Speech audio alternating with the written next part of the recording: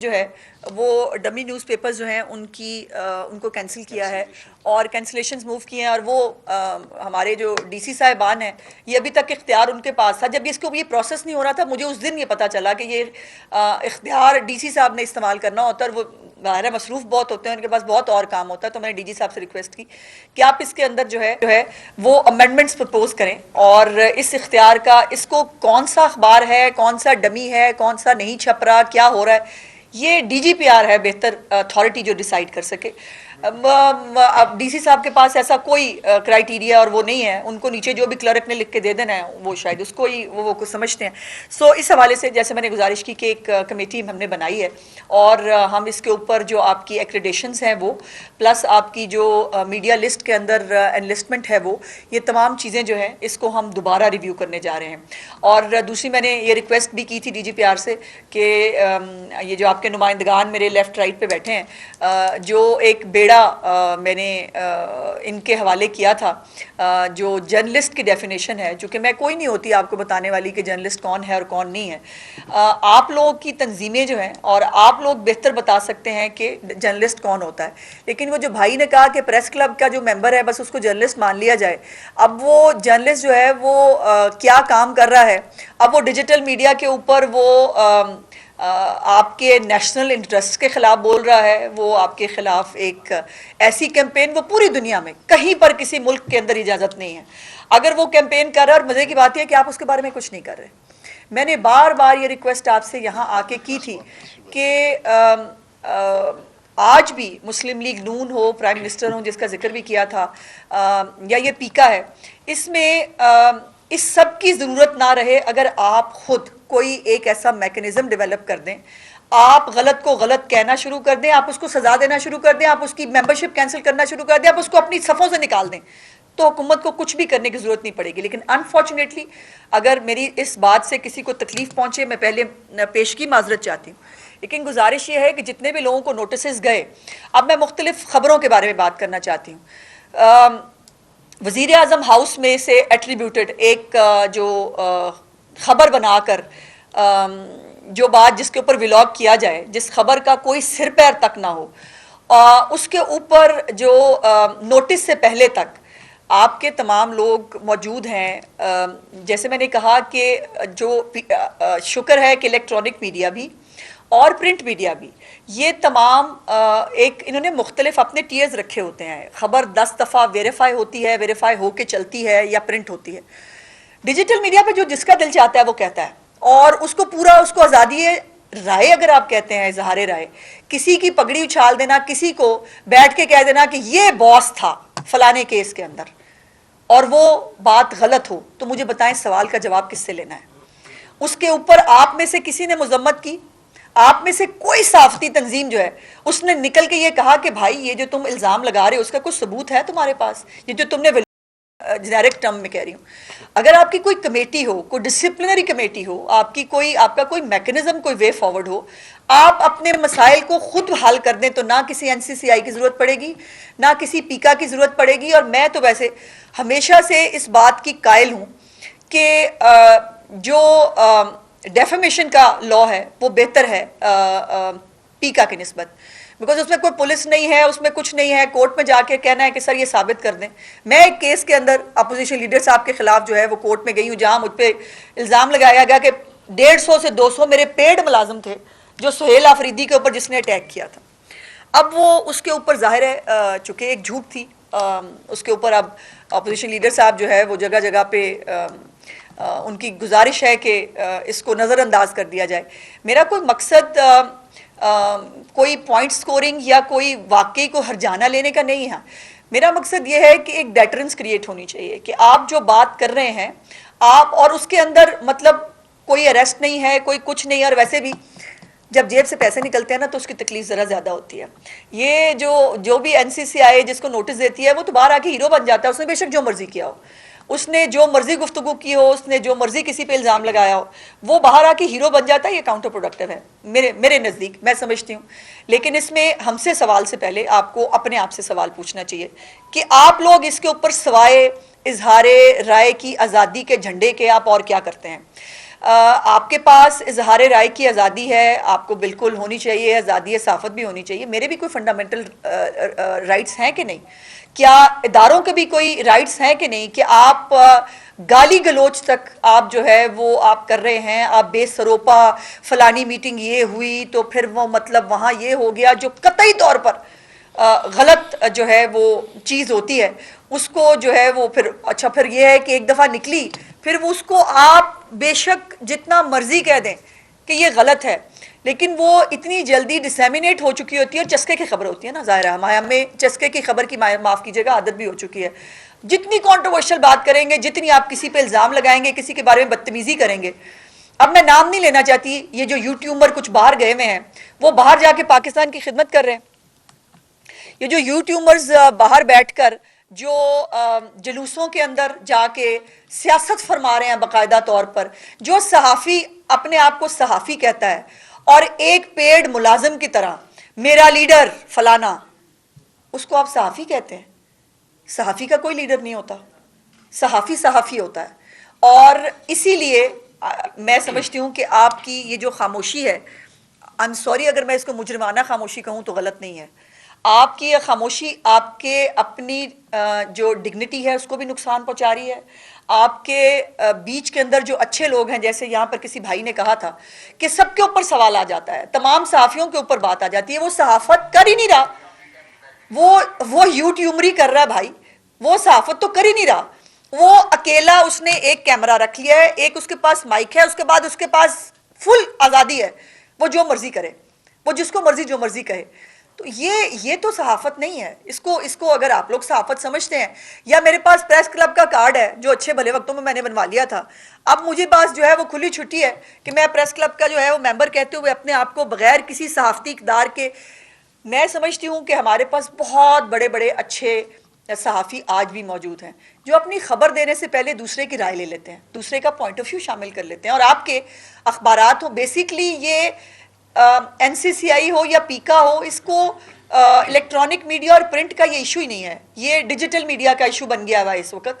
क्योंकि आपके जो प्रोफेशनल वर्किंग सहाफ़ी हैं वो इस तरह करते ही नहीं है कि मतलब जो दिल चाहा हमने कह दिया। अगर आपने इल्ज़ाम लगाया कि जी फलानी बिल्डिंग पे जो है वो इतने पैसे लगे हैं, तो फिर वो आपको साबित करना पड़ेगा ना भाईजान कि वहाँ पर इतने करोड़ों का बाग बना था, वो साबित कर दें आप कि लेकिन ये है कि चूंकि मुझे एक चस्के की खबर देनी है और मुझे कहना है कि ये या किसी को डिमीन करना है, तो ये तो इसकी इजाज़त तो नहीं। जैसे मेरे फंडामेंटल राइट्स की बात कहाँ की जाएगी? मेरे जो इदारे हैं या जो शख्सियात हैं जो जवाब नहीं दे सकते अपने बारे में या नहीं दे उनके बारे में किसने सोचना है? और फिर सबसे बड़ी बात यह है कि नेशनल इंटरेस्ट सबसे बड़ी चीज़ है। हम पाकिस्तानी हैं, उसके बाद बाकी। देखिए, अगर कोई वो ज़बान बोले जो मेरा दुश्मन मुल्क बोलता है, और अगर हमें जो है वो मजलूम में और जाफर एक्सप्रेस पे हमला करने वालों में फ़र्क महसूस नहीं होता, तो फिर हम पाकिस्तानी कहाँ से हो गए? फिर ये गलत को गलत तो हमें कहना पड़ेगा ना।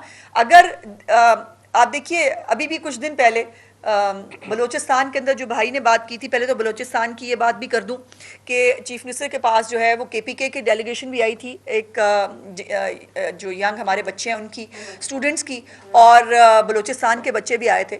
और चीफ मिनिस्टर साहिबा ने अपना लैपटॉप प्रोग्राम हो या उनका स्कॉलरशिप प्रोग्राम, उनमें तमाम सूबों की रिप्रेजेंटेशन रखी हुई है। उन बच्चों को स्कॉलरशिप्स भी दिए हैं उन्होंने, और लैपटॉप उन्होंने साथ उनको मीटिंग के बाद एज अ तोहफा भी जो है वो दिया था।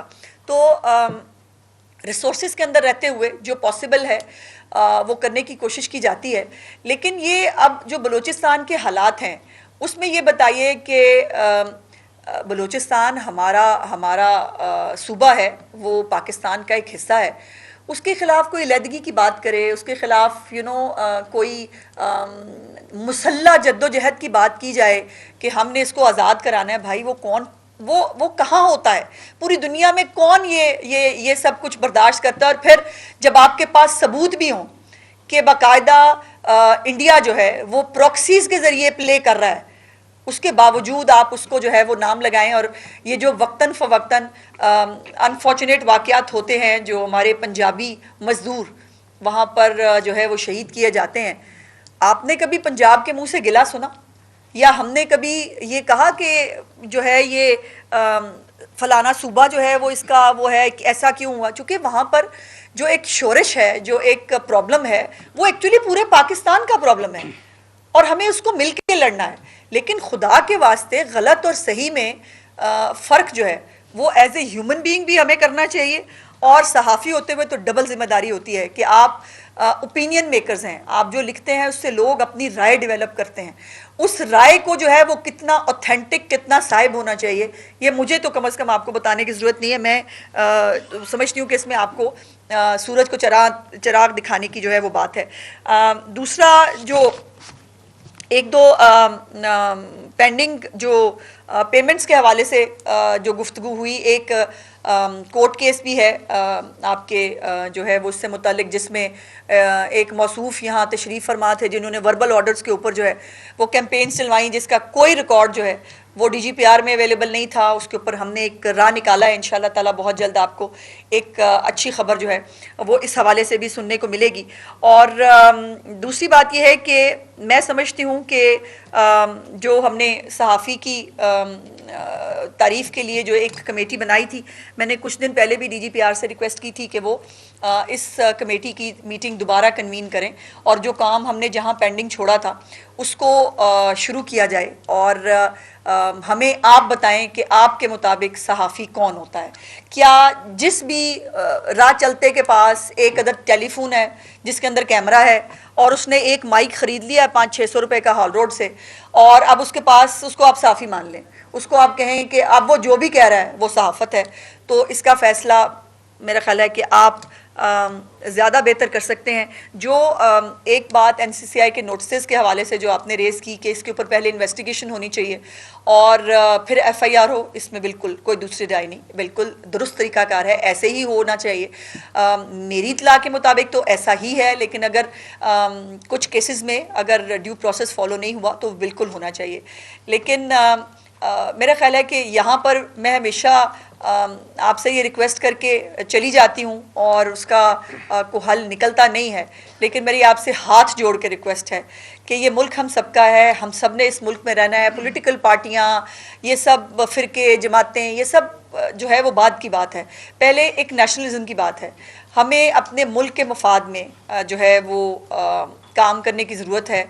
ये मेरा लीडर फ़लाना तो मेरा लीडर फ़लाना, और उसको फिर आप मुझे कहें जो आज भी जो है वो सोशल मीडिया के ऊपर अपने अकाउंट्स के ऊपर मेरा लीडर फ़लाने की तस्वीर लगाए और वो कहे मेरा लीडर है, और उसके बाद आप मुझे कहें कि मैं उसको साफ़ी मानूँ। आई एम सॉरी, आपके पास आपके अपनी राय का इख्तियार है। मैं तो नहीं समझती कि एक साफ़ी किसी को अपना लीडर कह सकता है। और इसके ऊपर जो कोई डिसिप्लिनरी कमेटी बना लें प्लीज़, खुदा के लिए। PBA अपने तौर पे बना ले, आप CPNE APNS अपने तौर पे बना लें। बेसिकली तो ये ज़्यादा इशू जैसे मैंने कहा कि डिजिटल मीडिया का है, तो डिजिटल मीडिया के फोरम के लिए आप एक डिसिप्लिनरी कमेटी कोई मतलब कोई चीज़ बना लें, इससे पहले कि हुकूमत उस पर एतराज़ करे, इससे पहले कि कोई और उसके ऊपर जो है वो जाकर FIR के लिए एप्लीकेशन दायर करे। अगर आपकी तरफ से पहले एक्शन ले लिया जाएगा तो किसी के पास कोई जस्टिफिकेशन रहेगी नहीं आगे बढ़ने की। वो चूंकि उसका फैसला आप कर चुके होंगे, उसका फैसला जो उसने गलत कहा है, और शायद उसकी बात आपको बेहतर समझ में आ जाए, चूंकि हमने तो अभी तक यही देखा है, जितने नोटिस मेरी नज़र से गुजरे हैं, जितनी प्रोसीडिंग्स का मुझे पता चला, उसमें जो है वो बाहर बहुत शेर बनते हैं, अंदर जाके कहते हैं जी माफ़ी दे दो, साढ़े को गलती हो गई। तो ये आपकी गलती जो है वो जिस शख्स की आपने तौहीन की होती है, जिस पे इल्ज़ाम लगाया होता है, उसको बहुत भारी पड़ती है। मैंने ये केस खुद भुगता है। मेरी एक डीप फेक वीडियो जो है एक खातून होते हुए, आप अंदाज़ा लगाइए उस तकलीफ़ का कि जो मैंने खुद भुगती है, और एक सिटिंग मिनिस्टर होते हुए भुगती है, कि आज तक जो है वो मैं कोर्ट तक भी गई और उसका जो है वो कोई फ़ैसला मैं तो उसके ऊपर कोई जस्टिफिकेशन नहीं ले सकी, सिवाय इसके कि शायद मुल्क में जो है वो कुछ % लोग इस बात पे, मेरी जितनी भी मैं बार बार जाके पेशियों पे साबित होती रही, मैं वहाँ बात भी करती थी मीडिया से, हालांकि मेरे लिए आसान नहीं था कि बार बार लोगों को याद कराऊं कि एक वीडियो आई थी। बड़ा आसान होता है कि आप चुप हो जाएं और वो चंद दिनों में बात किल हो जाती है, लेकिन मेरी बेटी ने जो मुझे एनकरेजमेंट दी कि आपको इसके लिए फाइट करनी चाहिए, वो बार बार मीडिया के सामने जाना और ये कहना कि मेरी एक वीडियो आई थी, जिसने नहीं भी देखी होगी ना, शायद मेरे बार बार बोलने पर उन्होंने भी जाके देखी होगी कि हाँ ज़रा, वैसे तो हम मतलब हमें चस्का तो अच्छा बहुत लगता है ना कि हाँ ज़रा देखें कौन सी वाली वीडियो आई थी। ये आसान नहीं था मेरे लिए, मैं भी एक जवान बच्ची की माँ हूँ, मुझे उसकी शादी करनी है। सो ये आप कभी हमारे मसाइल के बारे में भी सोच के देखिए। अब अगर वो एक प्रोपेगेंडा सेल की तरफ से जनरेट हुई, अगर वहाँ पर 100 सिमें जो है वो एक सेल के थ्रू प्रोवाइड की गई थी, वहाँ से अकाउंट बने हुए थे और उस अकाउंट के ज़रिए वो डिसेमिनेट हो रही थी, मुझे बताएं मैं किसको पूछूं, मैं क्या करूं? या मैं भी चुप करके बैठ जाऊं कि ठीक है जी उनके पास आज़ादी इजहार राय है तो फिर वो होना चाहिए। मेरे राइट्स का कौन हिसाब देगा? मेरे बारे में जो है वो मेरे जो मेरी बच्ची जो है वो जहाँ शादी होके जाएगी, उसके शायद इमीडिएट फैमिली में तो लोगों को यकीन आ जाए कि ये डीप फेक वीडियो थी, शायद उनके किसी रिलेटिव्स के दिमाग में हो कि शायद ये वीडियो सच भी हो सकती है। किसी को इस तकलीफ़ का एहसास है, किसी को इस परेशानी का एहसास है जिससे इस डिजिटल दौर में हम गुजर रहे हैं। तो मेरी आपसे रिक्वेस्ट ये है कि और उस केस को भी ग्लैमराइज किया जाता है, उस केस को भी सोशल मीडिया के ऊपर मुझे बड़ी तकलीफ होती है जब वहाँ उस केस में मुलविस लोगों को हीरो हीरोइन बना के पेश किया जाता है। आज ये पेशी हुई और फिर वहाँ खताब हो रहा होता है, यहाँ पे गलत और सही को पूछने वाला कोई नहीं है। यानी मेरे साथ ज्यादती के बावजूद जिन लोगों ने मेरे साथ ज्यादती की वो आज भी हीरो हीरोइन है, वो आज भी जो है वो कौम के मसीहा होके कौम से पॉलिटिकल खिताब कर रहे होते हैं और वो कौन सी मेरी पेशी पे आ रहे होते हैं मेरे केस की। तो ये कुछ चीज़ें सोचने के लिए हैं। आज मेरे साथ हुआ है, कल किसी और के साथ भी हो सकता है। और डिजिटल मीडिया को शुतर बेमहार छोड़ना पॉसिबल नहीं है। पूरी दुनिया में कहीं पर डिजिटल मीडिया जो है वो इतना आज़ाद नहीं है जितना हमारे मुल्क में आज़ाद है कि जो दिल चाहता है आप करें। और फिर यह है कि जो मेरे केस में भी बताया गया, जो हमारे लिए लम्हा फिक्रिया है, और मुझे उम्मीद है कि फेडरल गवर्नमेंट इसके बारे में जल्द अज जल्द कुछ करेगी कि जितने भी आपके डिजिटल प्लेटफॉर्म्स हैं, कोई भी किसी के पास जो है वो हमारे साथ MOU नहीं है, ना एक्स का MOU है, ना फेसबुक का MOU है, ना किसी और चीज़ का MOU है। वो चल रहे हैं हमारे मुल्क के अंदर। और जब MOU ही नहीं है तो जब हम उनको कोई चीज़ भेजते हैं, कोई शिकायत करते हैं, वो करते हैं। आज भी वो वीडियो जो मेरे नाम से मंसूब है वो आज भी सोशल मीडिया पे मौजूद है। आज तक वो वीडियो जो है वो हम उतरवा नहीं सके। ये हालात हैं। सो इसमें आप बेशक हुकूमतों को जो है वो 1000 गाली दें, मैं आपके साथ मिलके 1500 दे देती हूँ, लेकिन अगर ये मसाइल का हल है तो ज़रूर करें। बट अगर ये मसाइल का हल नहीं है तो ये आपके ऊपर भी जिम्मेदारी होती है कि आपका नाम लेकर आपकी सफ़ों के अंदर कुछ लोग जो है वो माशरे के अंदर बिगाड़ का बायस भी बन रहे हैं और आप लोगों की तौहीन भी कर रहे हैं। ये अगर जो आता है ना कि एक सहाफ़ी को नोटिस मिल गया, ये आप सबकी तौहीन है। चूंकि जो प्रोफेशनल वर्किंग सहाफ़ी है उसको नोटिस आ ही नहीं सकता, मुमकिन ही नहीं है, नहीं आ सकता। जो अब वो जिनको डॉलरों की लत लग गई है, जिनको जो है वो जितनी चस्के की थंबनेल होगा, जितना आप कंट्रोवर्शियल बात करेंगे वो उतनी उछलेगी। मैं पिछले साल अपनी फैमिली के साथ छुट्टी पे गई और वो एक यूट्यूबर बाहर बैठा हुआ है, उसने मतलब क्या क्या तज़हीक आमेज़ अंदाज में मेरे बारे में गुफ्तगू नहीं की। मेरे हस्बैंड के बारे में, ये इसने इसको पानी में फेंक देना था, ये इसको मारना चाहता है। अब ये कोई बातें हैं करने वाली, बताएं? और वो बाहर बैठा, मैं इसको कुछ नहीं कर सकती। और मज़े की बात यह है कि जिस शख्स की मैं बात कर रही हूँ था वो सियासतदान, बाय द वे आजकल वो भी साफ़ी बन गया है। सो ये भी आपके लिए लम्हा फिक्रिया है कि भाईजान अगर एहो जैसे साफ़ी बन गए ने तो मेरे ख्याल सुलह कर लीजिए। ये जो है ये मामलात जो है ये सब के लिए तज़ीक का बायस हैं। सो मैं दोबारा CPNE के प्लेटफॉर्म से आप सबसे दस्तबदस्ता गुजारिश करती हूँ कि बराए मेहरबानी इसका ख़ुद का कोई मैकेनिज़्म निकाल के लेके आइए, कोई डिसिप्लिनरी कमेटी बना लीजिए, कोई कुछ भी बना लीजिए और आप उसके नोटिस ख़ुद लेना शुरू कीजिए, आप इनकी सज़ाएँ ख़ुद तजवीज़ कीजिए, तो शायद फिर किसी और को जो है इसके ऊपर मज़ीद एक्शन लेने की ज़रूरत ना पड़े। लेकिन अगर आप सिर्फ शक्ल देखेंगे, आप जो है जब तक नोटिस नहीं आता, और नोटिस आने के ऊपर भी आपने इजहार राय की आज़ादी का झंडा उठाना है, आपने ये नहीं कहना कि फ़लानी बात गलत हुई थी। सवाए एक वाक़े के बारे में जो CPNA के प्रेसिडेंट ने मैंने देखा एक पंजाब के अंदर जो चीफ सेक्रेटरी साहब के बारे में एक खबर आई थी और उसके ऊपर उन्होंने एक्नॉलेज किया कि ये गलत हुआ है, ऐसा नहीं होना चाहिए था। यही मेरी गुजारिश है कि आप खुद गलत को गलत कहना शुरू कर दीजिए, आप खुद जो है मुहासबा शुरू कीजिए, ताकि और अपने आप को सहाफ़ी कहता है, हर एक को अपने आप को सहाफ़ी कहने का इख्तियार मत दें।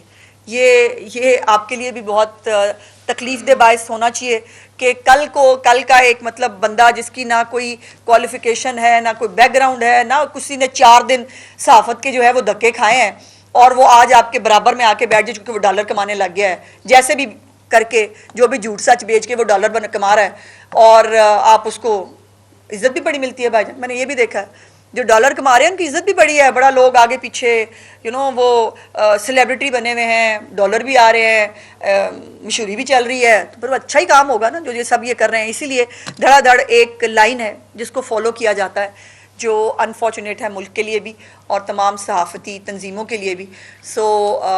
मेरी तो इतनी गुजारिश थी, लेकिन अगर मेरी किसी बात से किसी की कोई दिल आज़ारी हुई हो, कोई वो होगा, तो मैं उसके लिए माज़रत चाहती हूँ। लेकिन आप मुझसे अपनी बात करते हैं और मैं भी मुझे बनावट से बात करनी नहीं आती, मुझे जो मेरे दिल में होता है मैं वही बात करती हूँ, जो मुझे ठीक लगती है मैं वही बात करती हूँ, और वो समटाइम्स शायद अच्छी भी ना लगती हो, लेकिन जो मैंने कहा कुछ और नहीं तो कम से कम उसके ऊपर सोचिएगा ज़रूर कि जिस तरफ हालात जा रहे हैं इसके बाद फिर कोई भी सलामत नहीं रहेगा। फिर अगर अपना काम आप नहीं करेंगे फिर कोई ना कोई तो ज़रूर करेगा।